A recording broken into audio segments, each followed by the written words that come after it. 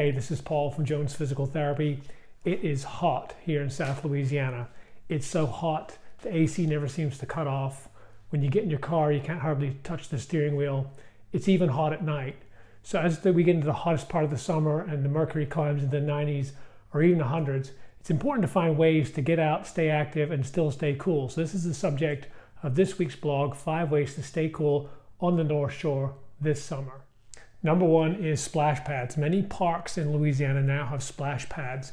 This is a great place for kids to run around, burn off some energy, and still stay cool. There are splash pads on the Mandeville Lakefront, Mandeville Trailhead. There's one in Abita. There's also one in Chapapila and Hammond. And there's usually a spot for the grown-ups to sit, a shady spot where they can sit and watch the kids play. And don't forget the sunscreen. Number two is cold beers. On the North Shore, we are spoiled for choice when it comes to locally made beers.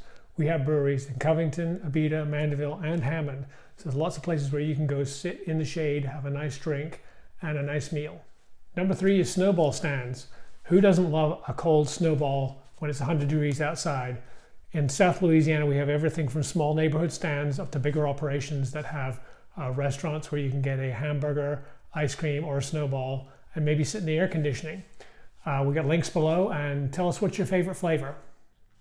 Number four is the Cool Zoo Splash Park at Audubon Nature Institute.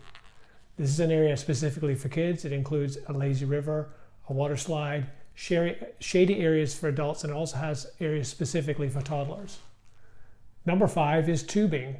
What better way to spend a leisurely afternoon with your family or friends than to spend an afternoon tubing down one of our scenic waterways in South Louisiana?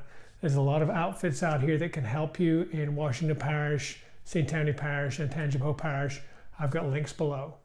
So that concludes this week's blog, 5 things to do on the North Shore in the hottest part of the summer.